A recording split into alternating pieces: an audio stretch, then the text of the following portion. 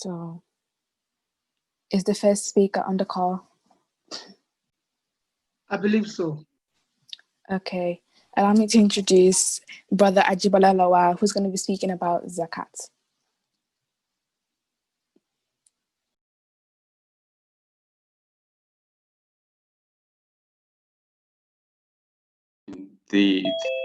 أعوذ بالله من الشيطان الرجيم بسم الله الرحمن الرحيم إن الحمد لله نحمده ونستعينه ونستغفره ونعوذ بالله من شرور أنفسنا ومن سيئات أعمالنا من يهد الله فلا مضل له ومن يضلل هادي الله يا أيها الذين آمنوا اتقوا الله حق تقاته ولا تموتن إلا وأنتم مسلمين. Respected brothers and sisters in the deen, I congratulate us for the fact that Allah has bestowed on us the opportunity to be part of this program today. And I ask Allah to accept it from us as an act of ibadah. Before we begin, we remind ourselves of the word of Allah in the Quran, which the Prophet ﷺ usually remind the companion. Allah says, Ya ayyuhalladhina amanu taqullaha haqqa tuqatih. Those of you who have the grace of being Muslims, those of you who have the grace of being mu'min, fear Allah as it should be feared. And what is more important than to make sure that whenever you die, you are in the state of Islam? And how can we ensure that when we die, we're in the state of Islam? We have to make sure that every moment of our life, we remain servant and obedient to the devotion of Allah. So we don't know when we will die, only Allah knows. But what we can control is that the time, every single moment of our life, remains servants and worshippers of Allah. Having said that, I think today's topic, which is zakat, and I think what we're trying to get out of this is to make sure, is to help everyone know that zakat is a socioeconomic justice. So I think I'll just sort of give you some caveat before we start. Zakat is very profound and it's very comprehensive area of Islamic law. I, for one, cannot claim to be an expert on the field of zakat. And quite frankly, zakat is so big that you can have various experts in various aspects of zakat. So someone can be an expert when it comes to gold or calculation, weighing the value of gold in zakat. So zakat is more akin to taxation. I practice tax, but I cannot claim to be an expert in all field of taxation. I probably don't know much about VAT or capital gain tax, but the specific area of tax I practice, I probably should consider myself as an opinion in that area. So the point is that whatever you take out of this is more like an introduction into zakat, as opposed to giving you a comprehensive full view of what zakat is all about. Having said that, let's make a start. I think the areas that we'll try and cover today would be introduction to zakat, the evidence of zakat in the Quran and the Sunnah. Why should we even have zakat to start with? And also, who are the recipients of zakat and how do we calculate zakat? So let's start with the first one. What is zakat? So zakat is a form of taxation that Allah subhanahu wa ta'ala imposes on Muslims. So it's something that you can call a tax, which Allah, but it's only something that is taxable on Muslims only. Literally, zakat means from the word zakah. It actually means that you should purify something. You should allow something to procreate, something to grow. And that's the literal meaning of zakat. So zakat is purification and what? So what do we mean by purification? What do we mean by growth? When you give out zakat, you purify your mind, you purify your wealth. And whosoever receives zakat as well, it purifies their intention towards you. So if you I think the key for us is to know that zakat is a form of tax and it's a tax on wealth. And it is only applicable to Muslims only. So if you're not Muslim, you wouldn't pay zakat. So it's considered to be an expression of devotion to Allah. So it's a form of worship to Allah. So in the Quran, Allah mentions salat 30 times. And every time Allah mentions salat, most times Allah mentions zakat as well. So if you think about salat as physical worship, then zakat would then mean your material worship of Allah. So your possession, how do you worship Allah with the gifts He has bestowed on you? And I think the other important thing is zakat reminds us of something. And what is it? Islam is not against us accumulating wealth. For heaven's sake, you can have as many money as you want. But you need to understand that the money, the material, the car, the houses, you're just a custodian of it. You're a guardian of it. Allah is going to call you into account over everything is gifted upon you. So if you're rich, it's not necessarily a blessing. It's nothing but a test from Allah to see how you use it. So zakat, Allah then say, from what we've given you, take a certain portion of it and give back to the society, give back to your brothers and sisters. And in the Quran, Surah to Hijrah, Allah commanded the Prophet ﷺ to give out charity in the world, and which is zakat essentially. And just to, as a final reminder on that slide, zakat is a pillar of Islam, just like Salat and Ramadan. So it is important and imperative on us to give out zakat. Now, I said zakat is important. Where is the evidence for it? So it's in the Quran in Surah Al-Baqarah. Allah also called us when Allah say, "Wa'akimu salat," that you should be steadfast in your salah, but also use zakat. Do not forget about it. So every time you bow down with your head, with your hand, with your feet, in worship of Allah, you should also bow down using your wealth that Allah has bestowed upon you. So zakat is very important for us. The second evidence from it in the Quran is that, Allah hasn't commanded us to do much. Worship Allah and offer to Him in charity. So give out in charity, which again, charity in that verse is referring to zakat. In the hadith, where do we have the evidence from? So it's also collated from the sayings of the Prophet that zakat is more like a bridge. If you think about day of resurrection, if you have zakat will become a bridge from you for someone who would be engulfed in a pit, and someone who will resist the bridge so you don't fall into the pit of hell. So, and that's what your zakat do. So it extinguishes the anger of Allah. So if Allah is angry with you, zakat is just a way to go to Allah and sort of extricate his anger from you. So zakat is very important for us as a nation, because a nation without zakat would inevitably perish. So that's the evidence. So we've established what zakat is. We've gone into the Quran and Hadith to bring the evidence as to why zakat is important. So the next thing for us is to look at why should we do it in the first place? What's the contextual analysis behind zakat? Because Islam is not, Islam does not sit in isolation. So Islam integrates with the society. Islam aims to solve a societal problem. So, and that's why you have zakat. So zakat is what I term to be a system of redistributive justice. So you think about Amazon, you think about Jeff, and you think about Bill Gates and the likes of them in the world, where Allah has given them enormous amounts of wealth. And the wealth in this world today, 80% of our wealth, of what we want as human race, probably sits with about 5% of people. So 5% of people in the world control 80% of our wealth. The remaining 20% is shared between, we 90% or 95%.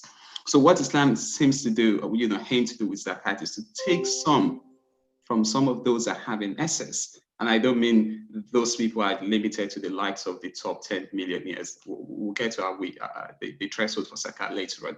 But Islam wants to take from the excess of those people and give to the people who are poor in our society, the destitute in our society, so that everyone can actually live beyond the poverty line. So that's the essence of zakat. So it's a redistributive justice, so that the wealth is not hoarded or concentrated or monopolized by the very few, but actually we can take some of their wealth and solve a society problem we have, which, for example, could be rough sleeping, poor people who can afford to take care of your family. The second aspect of it is a spiritual purification. It's a pillar of Islam. So the aim of it is that if you give out wealth, let's say my neighbor beside me is only able to afford a 1-bedroom, I've got a 5-bedroom house. Every day he walks by my house to see how beautiful it is. It might be envious towards me. It might develop that envy, hatred towards me. How can your brother be rich and you're abjectly poor? But once I take my zakat and give it to him, it is likely that hatred in him would be purged as a result of my money I've given to him. It's easier for me to extricate that anger by giving out zakat to him. And also, once you give out zakat, you take out greed from yourself. your lust for wealth. So that's the other thing that zakat aims to do. So lastly, is that it's a means to attaining the mercy of Allah. The Prophet ﷺ, admonishes us to say, if you want to extinguish the anger of Allah, give out zakat as much as you can. So zakat is very important in terms of helping us to get the mercy of Allah and His bounties as well. So those are the three unique ones. But I suppose the one I'm keen on emphasizing is that zakat does more than what a tax system would do in terms of solving a societal issue, because it is tested, it is incurred on wealth. So you don't need to make a profit on a business before you pay zakat.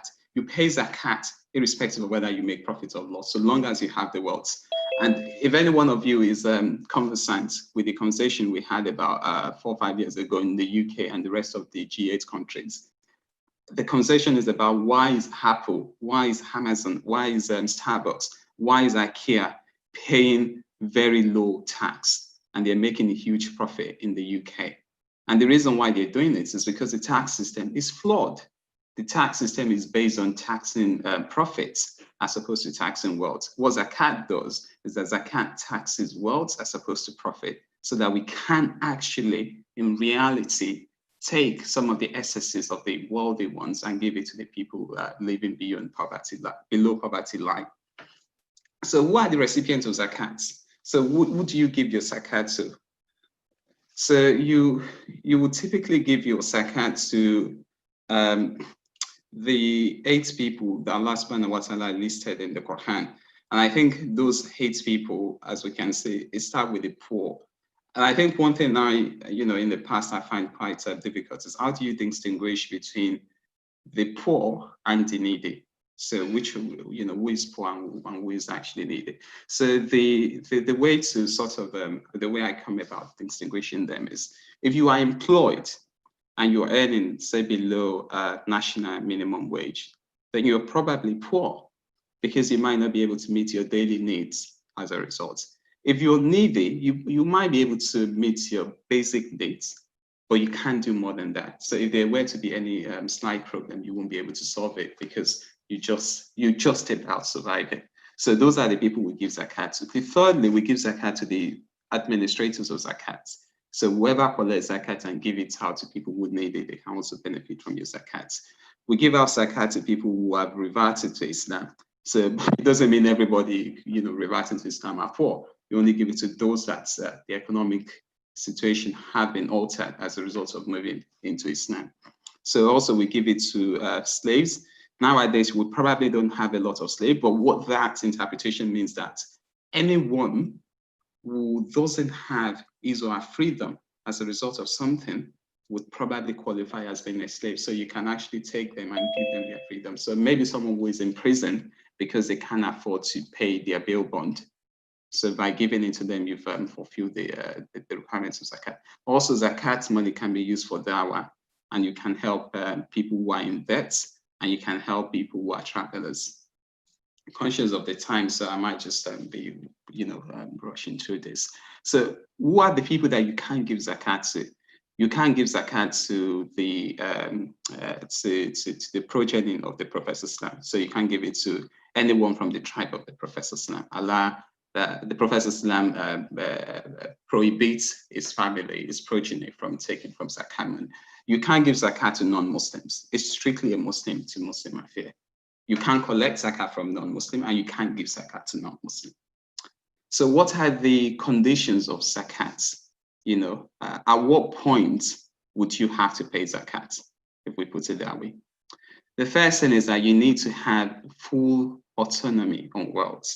So if you're paying zakat on, say, gold, the gold has to belong to you.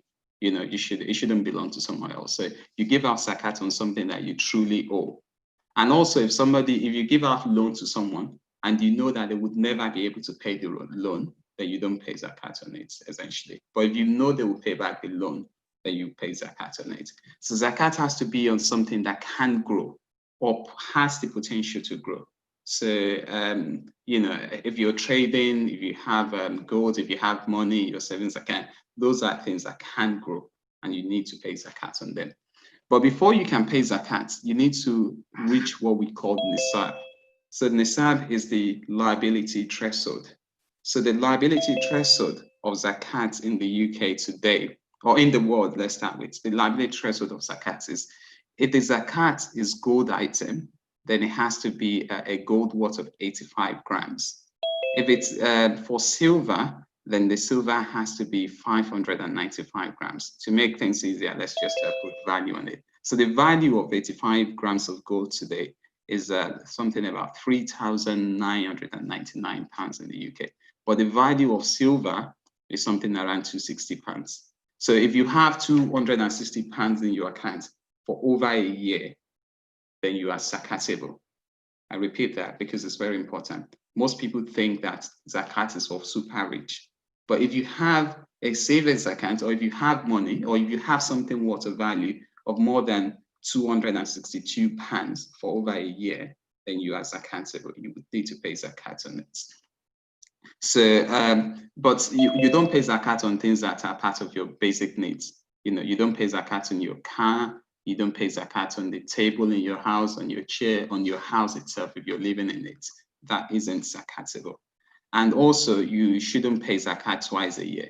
So if, for example, you have sheep, or you've got cow, and you pay zakat on the cow, and the cow you then sell the cow in that year, you don't pay zakat again on the proceeds of the sale, because you've actually paid zakat on the cow itself. So who are the people exempted from zakat? I'll just mention this briefly. So the things you don't pay zakat on, you don't pay zakat on your material possession other than gold and silver. You don't pay zakat on diamond, you don't pay zakat on your household equipment, and you don't pay zakat on your car that you use as part of your business. So calculation of zakat, probably that's the last couple of slides. So once you attain the nisab of zakat, how do we calculate it? So anything gold or cash or trading or liquid asset is, something cash sort of, or maybe you have shares or something like that. The zakat rate is 2.5% on the value of that thing. But if it comes to agricultural products, that is a bit different. And also when it comes to mine, that is also slightly different. And so is livestock. So I won't go into that details because of time. But to just know that anything like money, cash, gold, or silver is 2.5%. So what is the punishment of zakat? May Allah save us from his anger. So if we don't pay our zakat, on the day of judgment, Allah says in the Quran that the heat produced out of the wealth that you don't pay zakat on, then that heat is what will burn you in fire. So, and the wealth that you refuse to pay zakat on will turn into a snake and comes on the wrap around your neck, and will keep saying that I am the wealth that you failed to give out on zakat. And any society that doesn't pay zakat, Allah deprives them of some of his blessings. Rain might not fall, they might have economic recession, things like that, as a result of them not paying zakat. The Prophet Islam also encourages us and warns us against the danger of not paying zakat, that the zakat will torment us both in our grave and the year after. So lastly, kind of conclusion, I think the point I want us to take out of it is that zakat is a form of taxation that is taxable on your wealth, not on your profits. So anyone that has valuable items worth more than £262 would be liable to pay zakat after 1 year of having that thing. So if you have 1 year of full ownership of more than £262 in your bank account, then you need to pay zakat on it. And the reason why we pay zakat is to ensure that everyone in our society live a decent life. So no one actually lives below the poverty line. So the aim of zakat is to solve a socio-economic problem, and it's part of a redistributive justice mechanism. And lastly, if we fail to pay our zakat, Allah subhanahu wa ta'ala warns us that on the year after, that wealth will become a serpent snake wrapped around our neck, and then it will keep saying, I'm your wealth and I'm your treasure that you failed to give out in zakat. So zakat is very important. I ask Allah to give us the understanding beyond the capability of the speaker. So I think and Allah, Allah ward off against is the torment of zakat in the year after. So I encourage every one of us who hasn't been paying zakat to take it seriously. It is not something that is if you have or if you want to. It's something compulsory and mandatory on us. What we call as a strategy to take him. So that's it from me. If there's any question, happy to take it. If we have time for that, if not, then you can send over your question to me. And I'll try and... We still have some time for some questions, so that'll be good. Assalamu alaikum. Wa alaikum salam. Is zakat different from the one you paid? Paid during Eid, where this is zakat fitr? Exactly, like that's a very important question, which is something I should have mentioned. So there are two types or two intrinsic types of zakat. You have the zakatul mal and you have the zakatul fitr. So zakatul mal is the zakat on wealth, which is what I have described. The other form of zakat is zakatul fitr, which you also pay once in a year after the end of Ramadan. So that is quite different from this. And the third point of zakat, which I should sort of mention briefly, is if you have a bank account and your bank account pays you interest, you don't like it, but they pay it anyway. So that form of non-halal earnings can be paid into the third form of zakat. So you just give out everything. So if you get interest of £1,000 a year, you give out that £1,000 as charity. You can't touch that money because it's non-halal earnings. Then after that, you pay your zakatul fitri, which is the one after Ramadan, and you also pay your zakatul mal if you are zakatable for that. Hope that answers the question. Hi, Brother Ajibala. There's another question in the chat, so if you mind answering that, because we've still got some time left.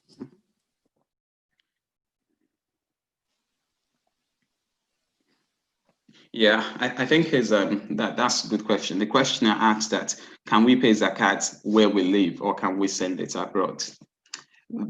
I sort of, kind of highlighted the purpose of zakat briefly, that it is aimed to solve a socio-economic problem. So if you live in the UK and there's so many people, say in the UK, that are your neighbors, it is better for you to domesticate your zakat where you live, so that you can actually solve that socioeconomic problem in the country, in the environment you live. But if you cannot find people to give out that zakat to, then you can also send the zakat abroad, i.e. people can send it to Nigeria to solve an economic crisis or problem.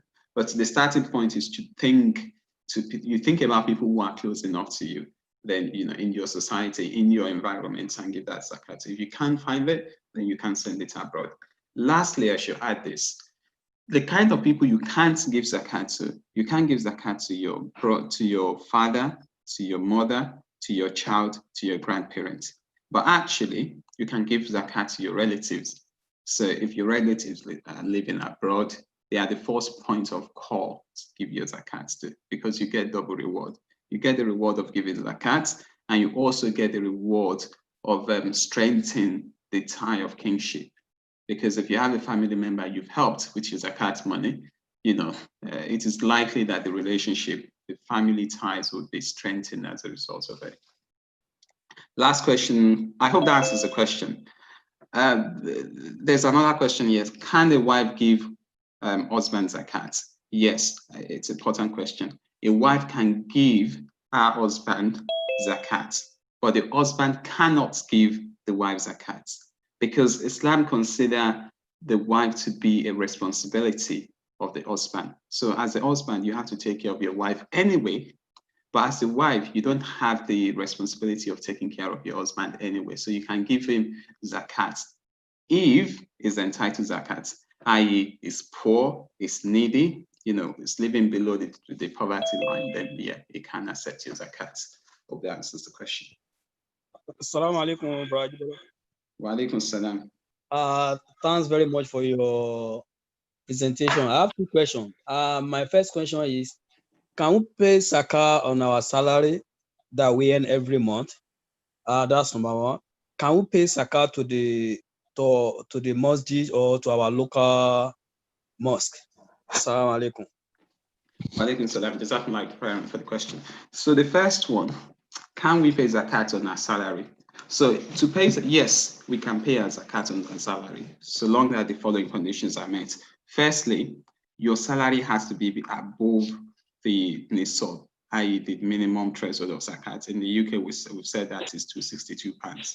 Then, after you remove all your basic expenses, i.e. you need to pay for rent, you need to eat, then whatever you have left, you can then pay zakat on that. So i.e. you pay zakat on your disposable income after the basic needs are met. So for some people, let's say they earn £20,000. They live in a house that costs them £1,000 a month, and they have monthly expenses of about 500. So if you calculate it in a year, that's probably around 18,000, and they earn 20,000. So really, they're not zakatable because they're not living above the line, beyond their basic needs. But if you're earning comfortably well after your basic needs are taken care of, then you should pay zakat on your earnings. The second question from the questionnaire is, can we pay zakat to our local masjid? If the local masjid is using the zakat money for dawah, i.e., for calling people to Islam, propagating the religion, missionary activities, yes, we can pay zakat to our local masjid. Hope that answers the question. The next question from someone is, how do we ensure that all words are included when calculating zakat, such as jewelry and gold and silver? I mean, what you tend to do is, at the time you're going to pay zakat, you list everything you have.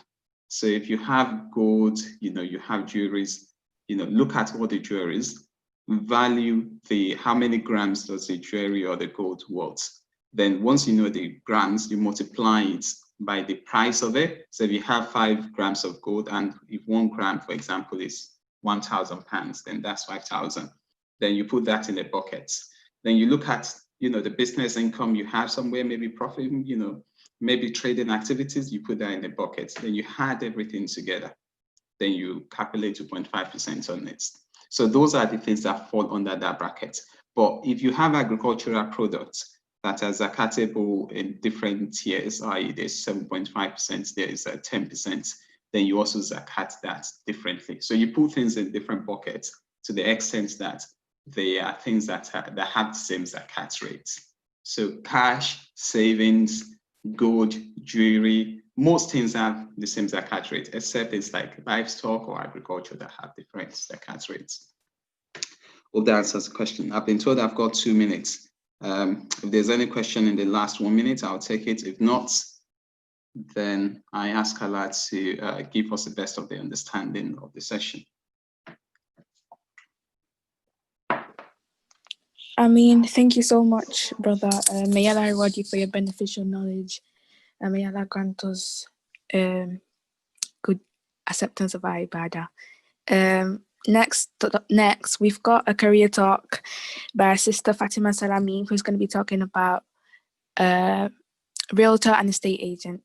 Thank you.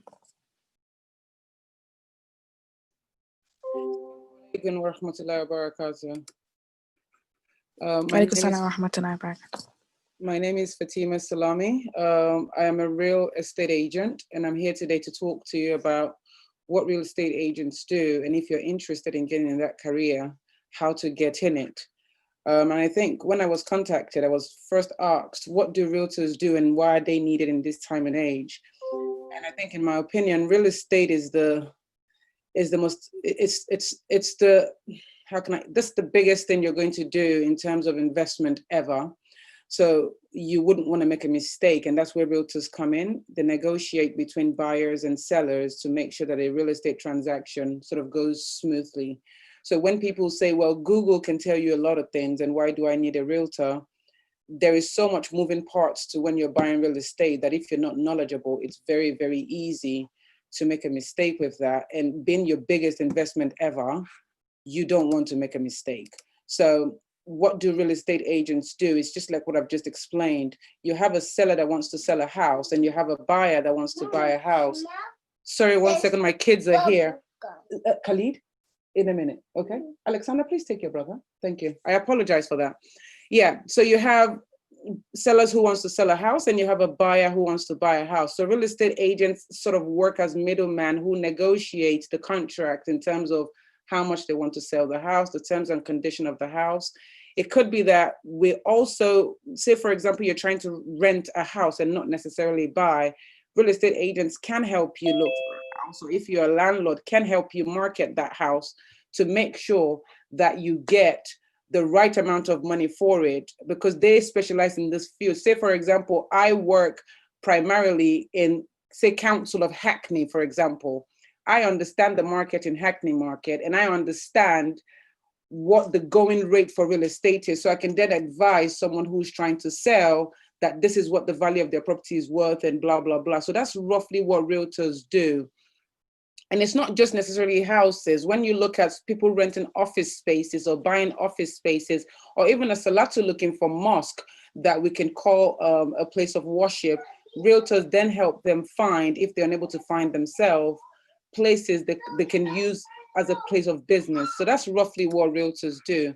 Now, the next question that Alpha was asking was, do you need a degree or do you need to belong to an association to be a real estate agent? And as a real estate agent, I can tell you, you don't need a degree to get in it. But the problem with not having a degree is when it comes to a lot of competition. Sorry, 1 second.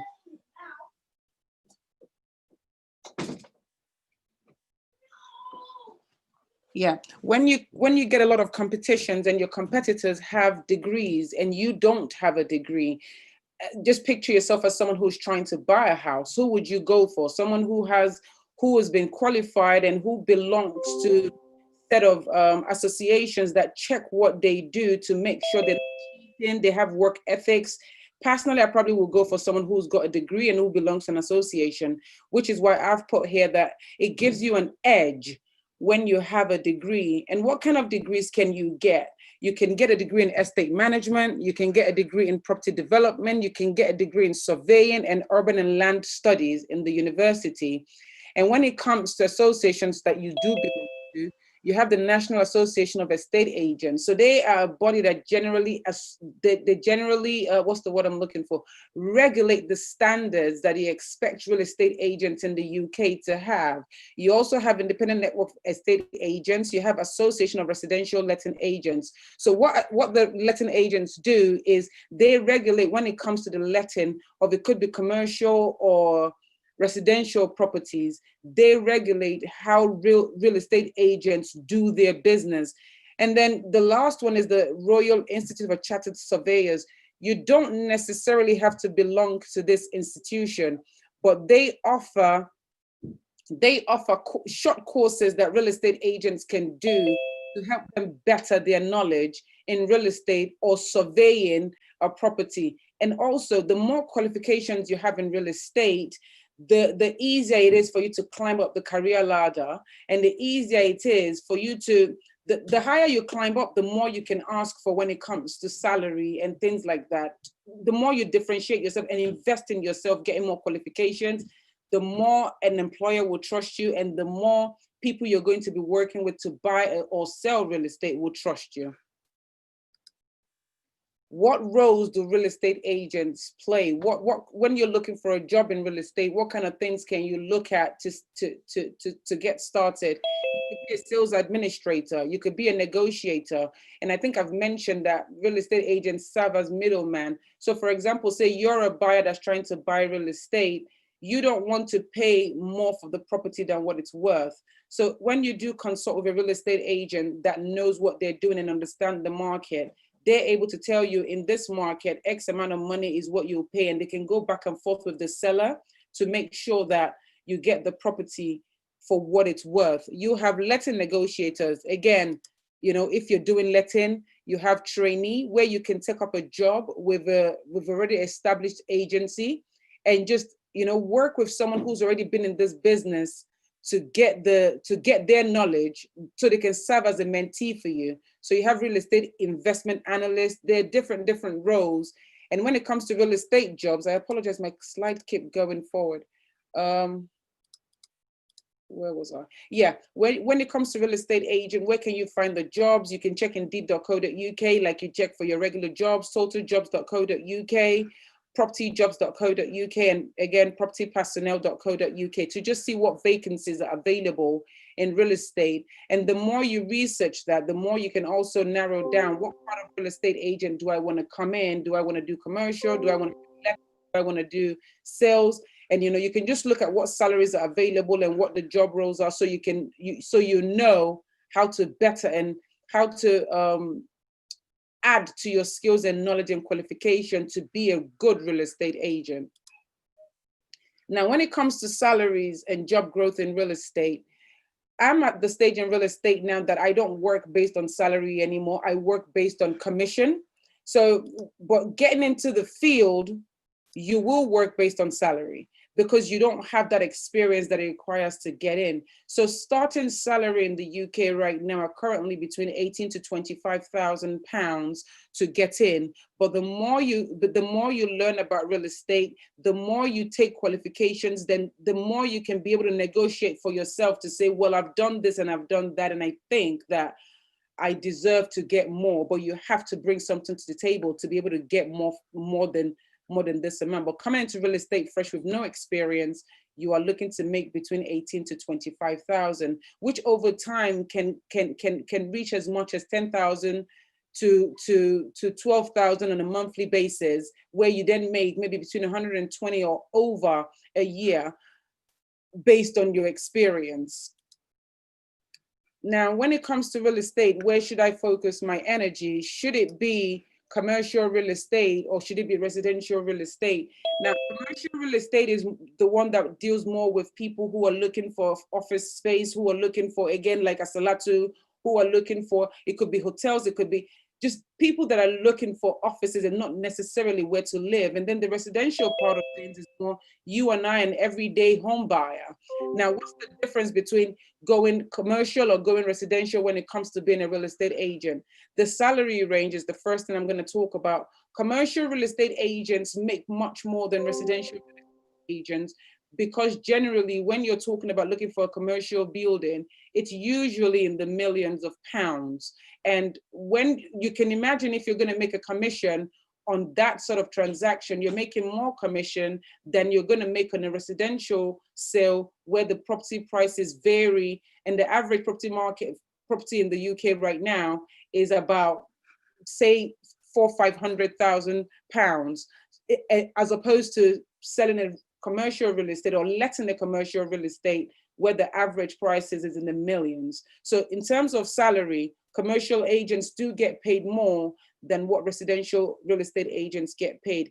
In terms of hours, I am a residential real estate agent, and sometimes I have to work weekends because I'm working with clients that have availability outside of their working hour. And their work hour is between 9 and 5, and they can't see you. So you're working weekends, you're working evenings to make that happen, as opposed to commercial real estate agent that only do business when there is, when the office hours are open. So they have a general regular working hours of 9 to 5 as well, like every regular person. But when it comes to residential, you're stretched thin, because if your client wants to go see a house or wants to talk about their house at 8, 7 o'clock, and if you've gotten to that level where you're having one-on-one consultation with clients, then you will be working odd hours. But when it comes to commercial, it's more regular 9 to 5. Now, in terms of training, there isn't a lot of moving parts when it comes to residential real estate, because there's no profit and loss you have to consider. There's not much to consider. So there's not a lot of training needed. You just have to know your market, knowledge of law in transacting real estate. When it comes to commercial real estate, you have to help your client understand how being in a certain place can help their profits. For example, say I'm McDonald's and I'm trying to get I'm trying to get a store location somewhere. I have to know, as a real estate agent, that there's enough traffic where they're trying to get their real estate. So that means I have to be clued on when it comes to profit and loss statement. I have to be clued on when it comes to investment opportunities. I have to be clued on when it comes to a lot of other things that doesn't have to do with the building of a house, so I can better advise my client as to where to be when it comes to commercial. So you do need a lot of You need a lot of more extra work when it comes to being in the commercial estate agent field as opposed to the residential field. Now, also when it comes to volume, I think this is where residential holds with residential real estate agent, everyone needs a place to live. Everyone, either you're renting or you're buying, you need a place to live. And real estate residential transactions are being done on a daily basis. There are hundreds and hundreds of transactions being done. So residential real estate agent have more volume, which means the more you do, the more experience you're also getting. So for someone who likes hands-on, who likes to do things every day, residential real estate agent might be that for them because they're constantly working, as opposed to commercial properties where it's not every day McDonald's is opening up a store. It's not every day that a mosque is going to buy a place. It's not every day that there's a new business coming up that's going to need to let a place. So commercial real estate agents tend to have less transactions than residential real estate agents does. Now, when it comes to transaction length as well, you can start to finish buy a house in 30 to 45 or 60 days when it comes to residential real estate, whereas commercial real estate tends to drag longer. We've seen some that would take over a year. And the longer it drags, if you're based on commission like I am, the longer it drags, the longer it takes for you to get your commission check. So it just depends again on, you know, your vision in the long term. Now, salary and commission, again, I think I've already mentioned this, the higher the transaction amount, if you're a loan agent or if you own your own real estate agency, the more money you're getting paid. So generally, even working for a company, commercial estate agents tend to get paid more than residential agents do get paid, but there's a lot of moving parts to commercial real estate transaction, like I previously mentioned. And when you're doing real estate agents, and I think this is the part that I'm probably not going to go through the slide and just talk from, because this is very passionate for me. You can't, inshallah, we'll all succeed in whatever we lay our hands on. When you're doing real estate agent, you have to differentiate yourself. And it goes back to the first slide where you say, do I get a degree or do I not get a degree? A degree will help you differentiate yourself. A professional certification will help you differentiate yourself. But all those are things that are on paper. You can know everything you're doing. And if you're not working hard to put yourself out there, you're not really, you might not make it in real estate agent if you're a loan agent. So what do I mean by that? In terms of marketing, we probably all see flyers in our door where Foxton is telling us, get the value of your home or do this. So in real estate, what differentiates you and what solidifies you in your area of expertise is more marketing. So there's no point getting all this qualification when people don't know that you've got them or you know what you're doing. So for me, I think it's more so using social media to educate people about real estate. The more you educate people for free, no strings attached, when they are thinking of selling real estate, you first come to mind because you're just giving free knowledge, you're giving free education, you're telling people what you know about real estate, what the market is doing. I think back in 2012, there was the Olympics coming on in Hackney. And you know, you had to have that local knowledge to know that once that stadium is built, it's going to affect the property of the houses in the area. And knowing that knowledge as a real estate agent, you share that knowledge with local people, you become their trusted person when it comes to selling real estate. So you have to get yourself out there. A lot of people are now using YouTube as well to give the same way I know people go on YouTube to find recipes and find things. People also have YouTube channels where they talk about real estate, how real estate can impact your life. So again, if you do get in real estate, do the extra bit of marketing, even if it's printed marketing, email marketing, social media marketing, giving free advice like I've just mentioned, then you know you will do great and go far in real estate. You have to be a people person to be in real estate because you're going to be working with people. And if you're not, if you don't leave a good, and real estate is more, as much as you can do general marketing, there's also a thing called word of mouth, where if I do well for you, you're able to tell other people, oh, Sister Fatima helped me buy my house when I was buying or selling my house or letting or doing whatever. She did this, she did that, and she did that for me. But if you're not really a good people person, you probably would not leave a good impression with me. And that would be difficult for me to sell you to somebody else if you didn't even do a good job of selling yourself to me. Now, we've also talked about the negotiating part of things. You could list a house. If I'm representing a buyer, you could list the house for 600,000, and I've done my research and I know that property is not worth more than 555,000. I am going to advise my buyer not to pay 600,000. And that's another reason in the real estate agent. So you don't overpay for the things that are not worth it. So at that point, I'm going back and forth, trying to see as much as I can get for my client to make sure that they're moving into the house, even having some equity in the house, not just paying a good price, but making sure that if you're buying a £600,000 house for 550, you already have 50,000 in equity. But if your agent doesn't know what they're doing and they're not good negotiator who can go back and forth to get you the best deal, then it's a waste of time. So as a real estate agent, you have to negotiate well. And your clients, when it comes to knowledge of market, your client cannot know more than you know. Say, for example, some area that's going to increase the value of the property, and you work in my area and you have no idea that's going to happen. And you're coming to a meeting telling me to give you my house for sale, but you don't even know what's happening in the market. How do you market my house well if you don't even understand what you're selling? So knowledge of market is extremely important when you're selling real estate. And then I've put here great after sales care. The transaction for me as a real estate agent doesn't end when I give you the keys to your house. It's more after you've moved into your house. It's more following up with you. How is the experience going? Is there anything you need my help with? And just making sure that you've settled in well and the transaction was a smooth one for you, and to always let you know, regardless what you need related, if your drawer is falling apart, you need a carpenter, give me a call and I'll be more than happy to help you. So it's more than that. It's more being an all-around person that a homeowner or home buyer can easily call you on the phone and get help from you. Now, you can't do real estate alone as well, is another thing that I have to mention. You will need help and build relationships. So when it comes to relationship building, oh God, sorry, one second.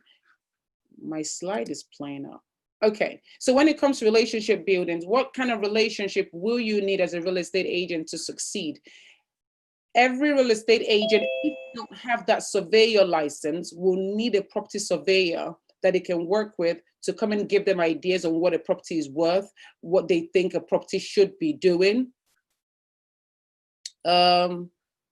I see some questions here, but I'm going to come back to them and answer them later so I don't get distracted from the. So you're going to need a surveyor if you don't have that experience, you don't have that qualification. You're going to need a relationship with a good surveyor. A solicitor always closes out every real estate transaction. So you're going to need a solid solicitor team. You're going to need builders, because sometimes you're trying to help a client sell a house. You walk into that house and the house is just not marketable.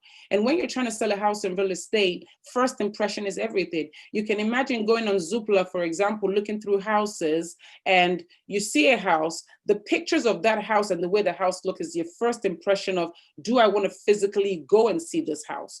But if the house is upside down and you walk into that house, you need to be able to advise your client, perhaps we need to put a new kitchen, perhaps we need to put a new bathroom, perhaps we need to do a few upgrades to the house to make sure that your client as a seller is getting more money for the property than they would if they just leave it in a bad condition. So when they do agree to do that work, you need to be the one to go find builders. Again, it's just about the values you add to your client. So you have to have builders, you have to have plumbers. If it's something as basic as carpentry work, you have to have carpenters.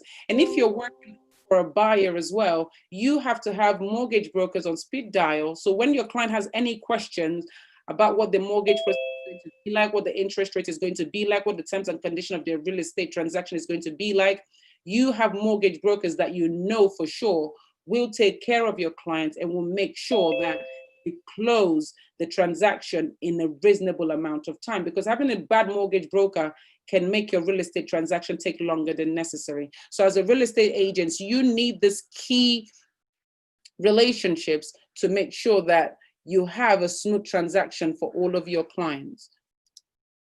Now, when I've gotten the experience in real estate, can I start my own real estate agency? I think that is where, when it comes to real estate, that once you've gotten in and gotten all your trainings and all your certification and you feel comfortable that you know what you're doing in real estate, you've built all the necessary relationship you can build to help you in real estate, you make more money starting your own real estate agency company. So I would always advise you can either be under someone and be salary salary driven, or you can start your own business where you control your hours, you control your own commission. And like I said earlier, the average residential sale in the UK is about £500,000. Say, for example, you own your own agency and you're making between 2 to 3% on every transaction. If you do £1 million in transaction a year, you're making 20 to 30,000 every single month, as opposed to working for someone where your salary is capped. You have freedom to do whatever. And this is where I currently fit in at the moment, where I do my own transactions. And, I've gotten that 3 years experience that I feel I need, and I feel like I'm ready to do things myself. So real estate agents, why should you get in it as a career? I graduated school as an accountant, and my salary was always capped based on what my employer thinks that I am worth. But when it comes to real estate, it is endless and it is limitless, and there is so much more that you can do. And I like customer facing roles where it's a different transaction every day. So you're constantly meeting new people, and the sky's the limit, if I'm allowed to say that. So when it comes to real estate, you could be making as low as you want to if you're not putting in so much work, or you can be making as high as you want to if you put in the work and you build the relationships that's necessary for you to succeed in real estate.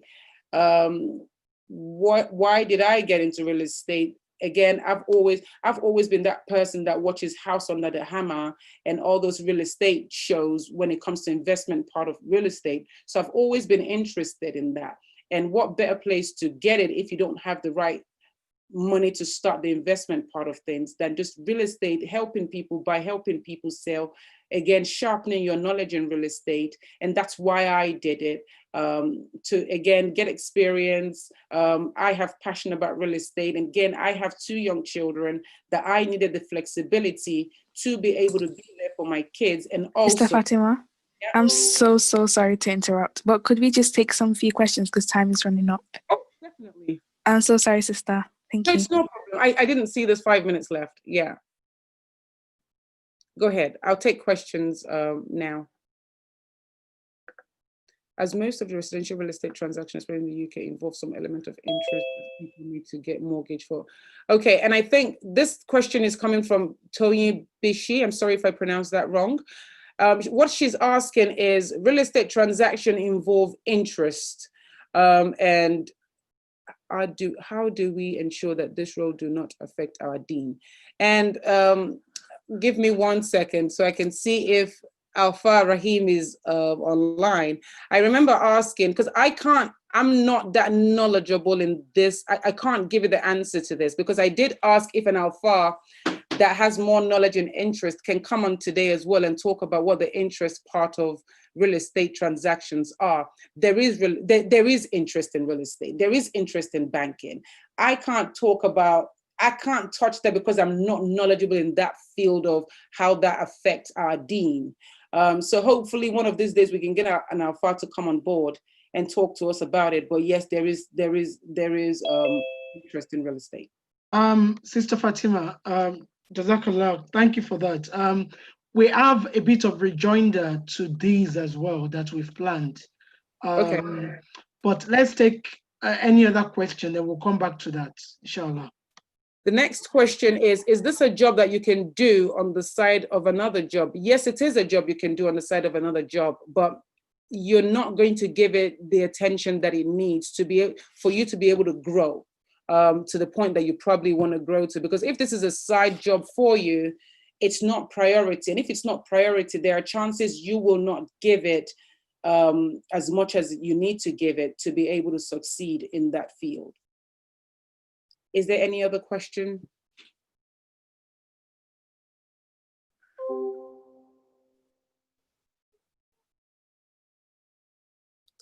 Okay, so I don't see any other question coming up here. Thank you so much for allowing me to come on board to talk to you today, and good luck to you guys. Thank you. Thank you so much. May Allah grant you more knowledge and increase your iman. Thank you. All right. Before we go, can I quickly introduce Brother Jibola to just talk briefly on the interest part of it? Just briefly, within the next 2 to 3 minutes. Rajibola, are you there? Yes, I am indeed. Jazakumullah khairan to the sister, and also kind of giving that caveat in terms of the position of the usury. The starting point of discussion is that Islam prohibits both parties dealing with interest. Either you're giving out the interest or you're receiving the interest. And also Islam discourages us and prohibits us from working with organizations that their sole earnings or their income is from interest. So for example, you think about banks, that's 90%, 100% of their earnings are actually interest-based. Having said that, in the society where we live in the Western world, and in one way or the other, interest finds its way to come to us as much as we would avoid it. So I gave an example when I was giving my speech that if you open a bank account and they pay you interest, you have to deposit that interest as a form of zakat. It might be difficult for you to be able to operate an account that doesn't deal with interest at all. All you just have to do is that you need to take it or give it.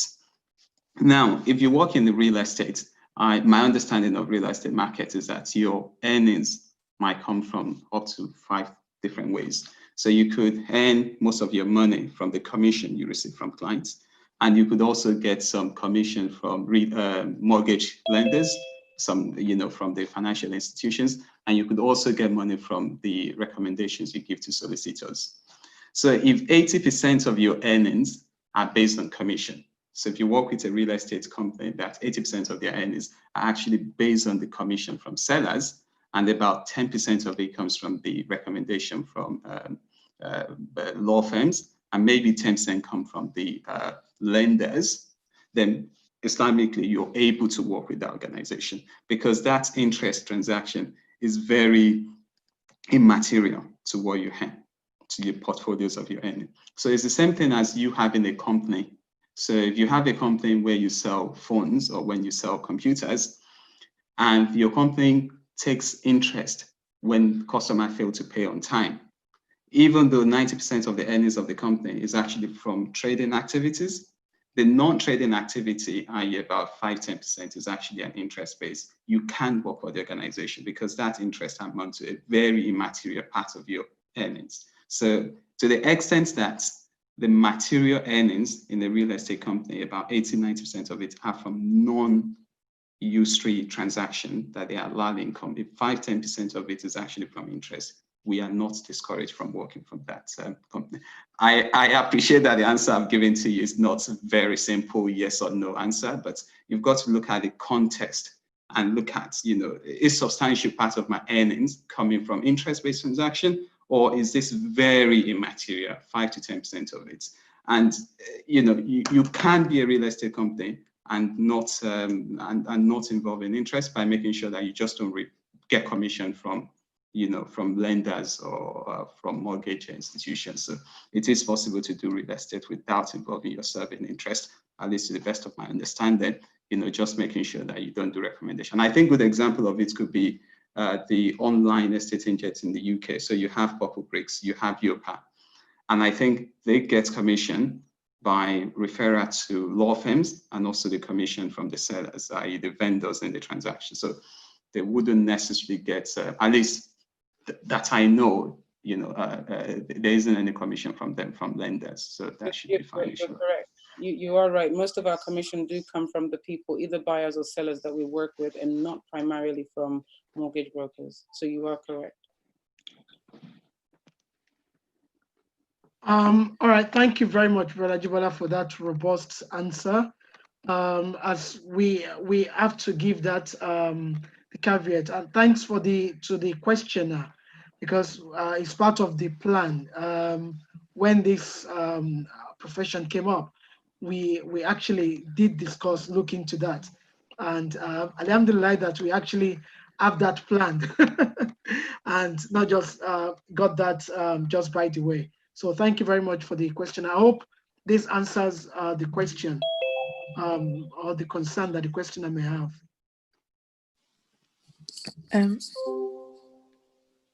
Okay, thank you. Should I introduce the next speaker? Is that all right? Yes, that's it. That's it. The person is happy with that, so we move on. All right, okay. Okay.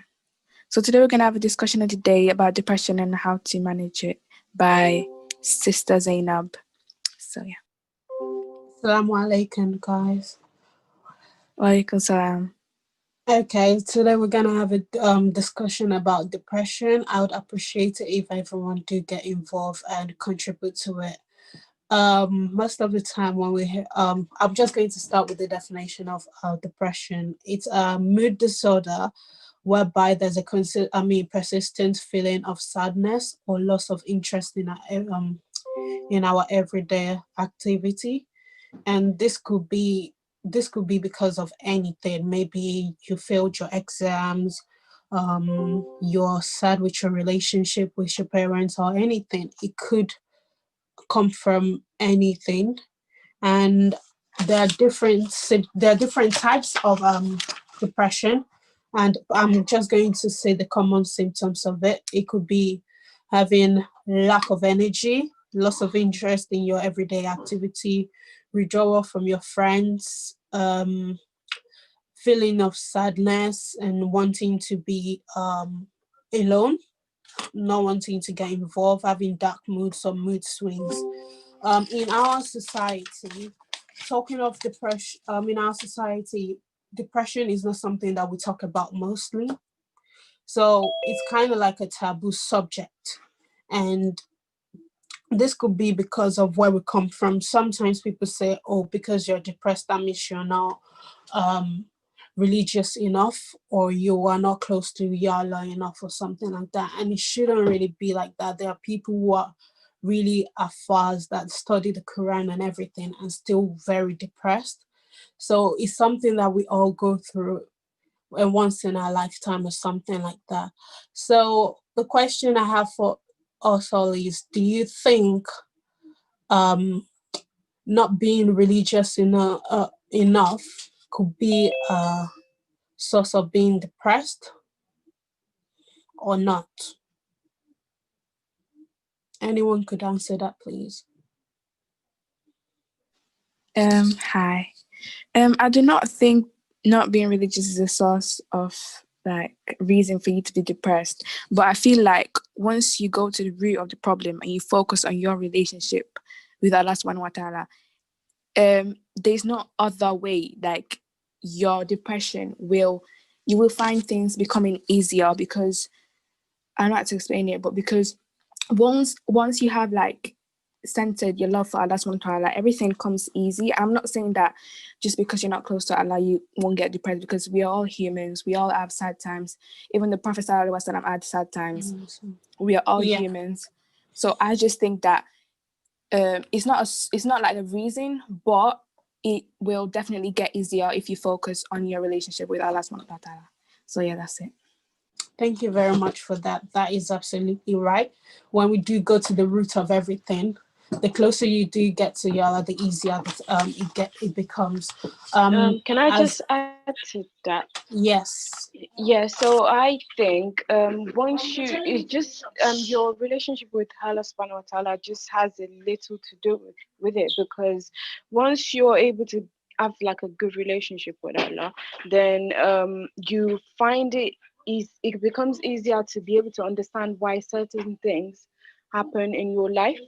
So you come to the understanding of why things happen, and you're easily able to maybe making sense out of it and not look on the bad side of it. Or maybe, for example, it's like limiting the things you can do, or I don't know, whatever the situation is whatever negative things the situation has, the effect of it is, then you don't focus on it. You just happen to look on the bright side of things. That's what I just wanted to say.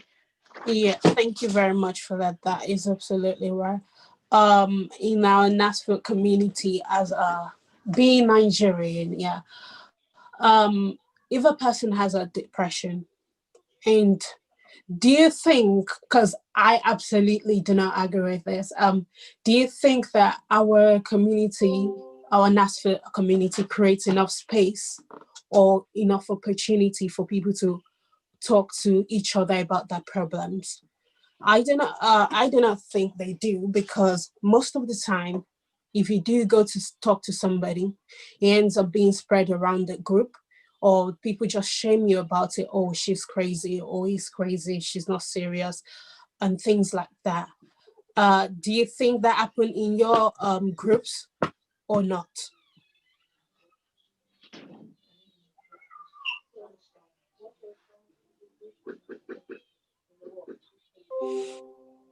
Could you say that again, please? As in our Asalati groups, do you think there's enough opportunity created for young people or even older people who are going through dark times to talk to each other about it, or is there a program created for them to talk to each other about it, or they just like invalidate your problems? Yeah. I personally believe in my group. I feel like a lot of adults are starting to get educated, and most of them work in the medical field. And I feel like some of them do really understand and really try to help you, anyways, in my experience. But yeah, I definitely think that some part of the Asatu Nigerian community do understand and do listen to you and try to yeah. So that's what I think. Okay. Yeah, actually, I would like to agree with Sister Arafat on that, because to some great extent, I think people are starting to understand that they need to listen more. By listening more, that would give you the opportunity to get to know what others are actually going through, having a form of empathy towards what is happening.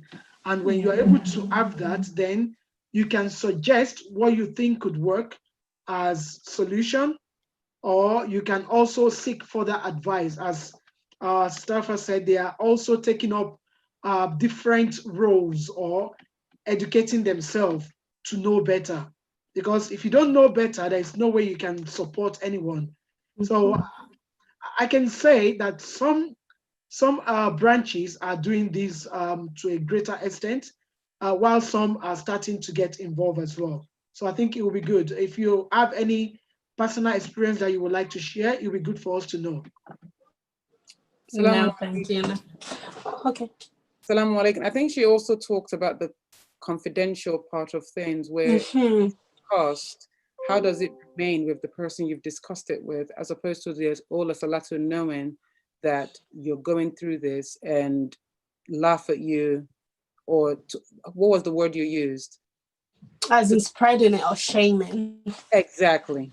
So I don't know if that's currently available. If there's someone assigned in a salatu to say, if you're going through something, go to this person and talk to this person, and you know that whatever you've spoken to the person about is strictly confidential.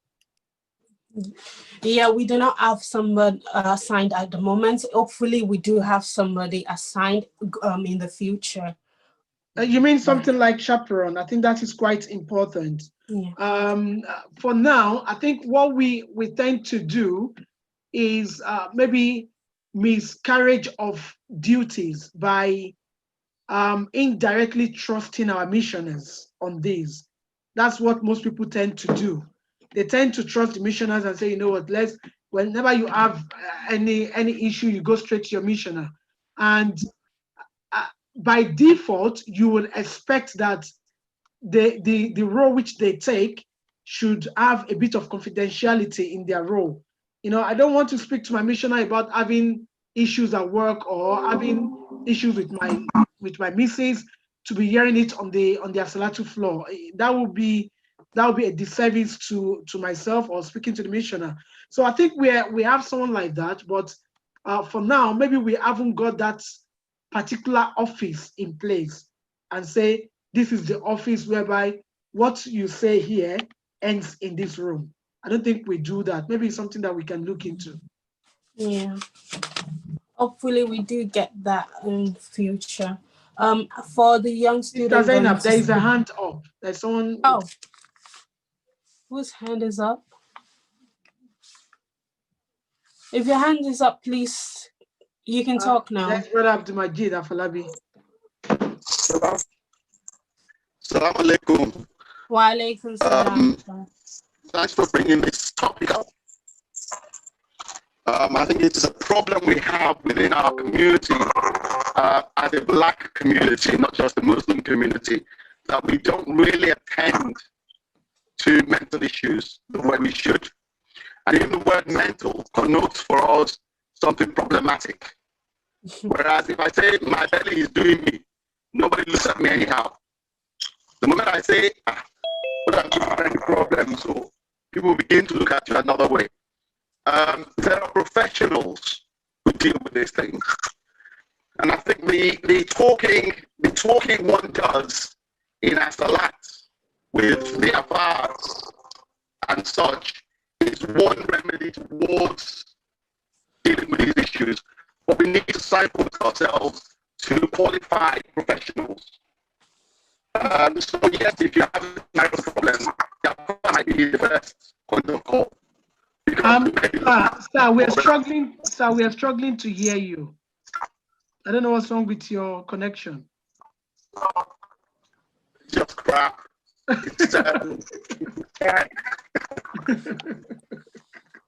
I continue, sir. To make it succinctly is there are places we can go for professional help with mental issues. And within the Black community, we need to use them a lot more.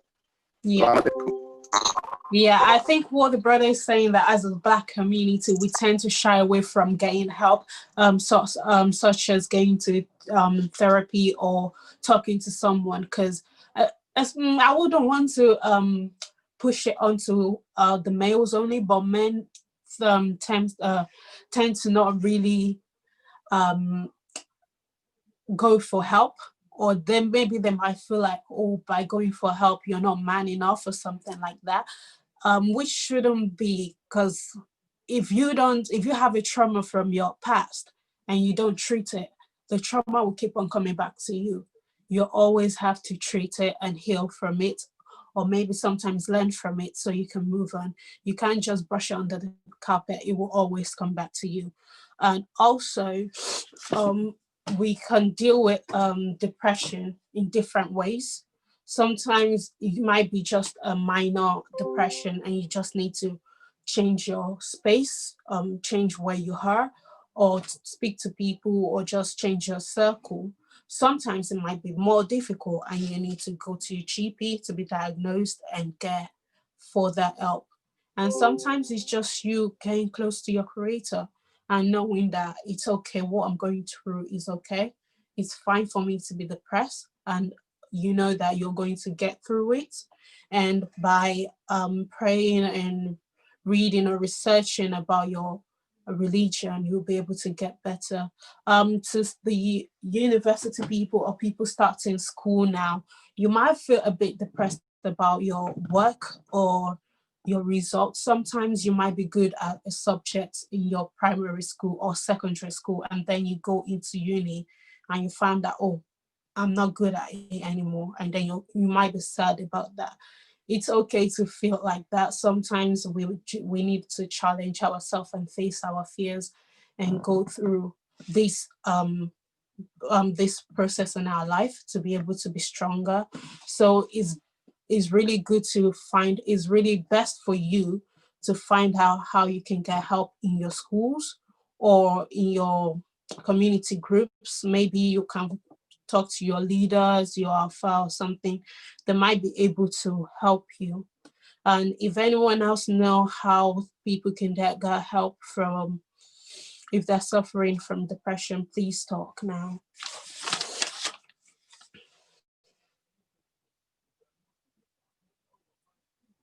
Anyone? I think Brother Abdulmajid had his hand up. If you want to unmute yourself, Brother Majid, and contribute. Assalamu alaikum. Wa alaikum salam. Good afternoon, everyone. Good afternoon. I just quickly want to add a few comments to the issue of this depression we are talking about. Somebody just requested or asked if we have a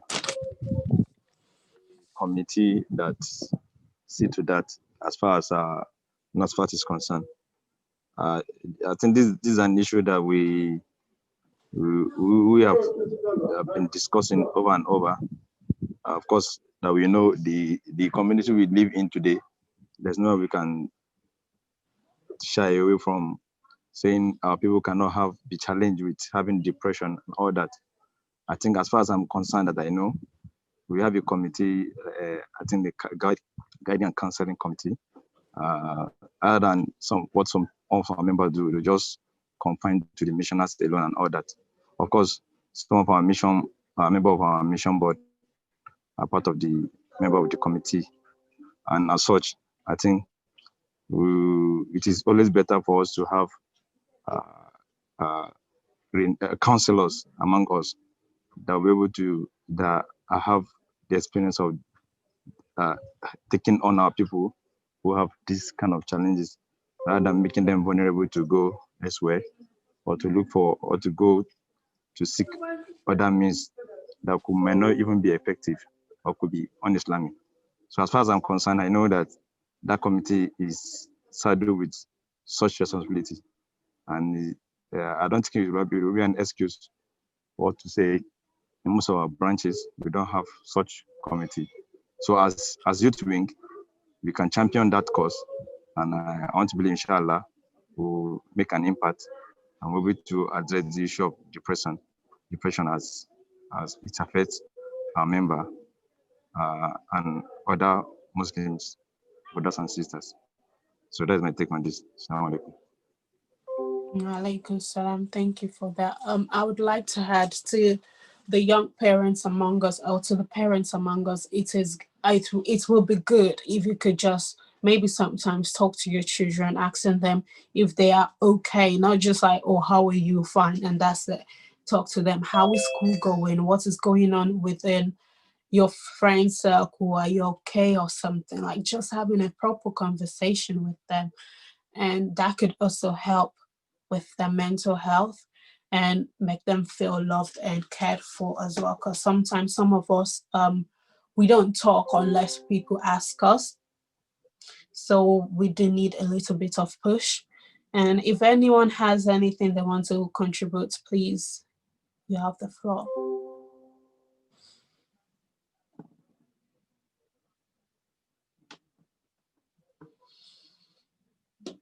Does anyone have anything? Or they want to ask a question?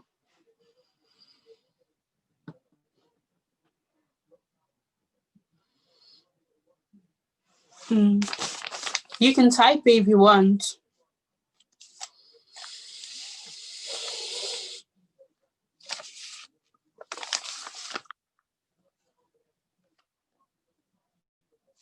Okay, if nobody wants to contribute or anything, I would like to leave it here. Hopefully, we all learned or gained some knowledge from this. I pray that Allah heal us in ways that we need it and help us seek help when we do need it. And Assalamu alaikum. Wa alaikum salam.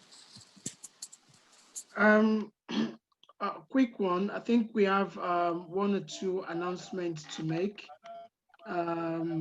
Is Brother Taiwo here? Brother Taiwo?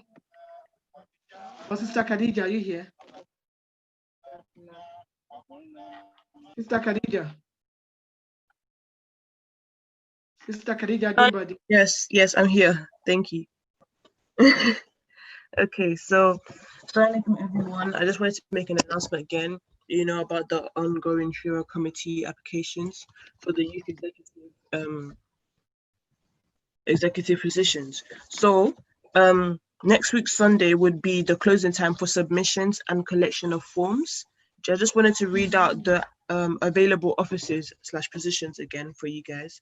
And if you want to contact us, then please feel free to contact us on zysura@nasfatuk.org. I'm going to write it in the chat box as well. And on the e-flyer in the group chats, you'll find other contact names like myself as well. So here are the available offices.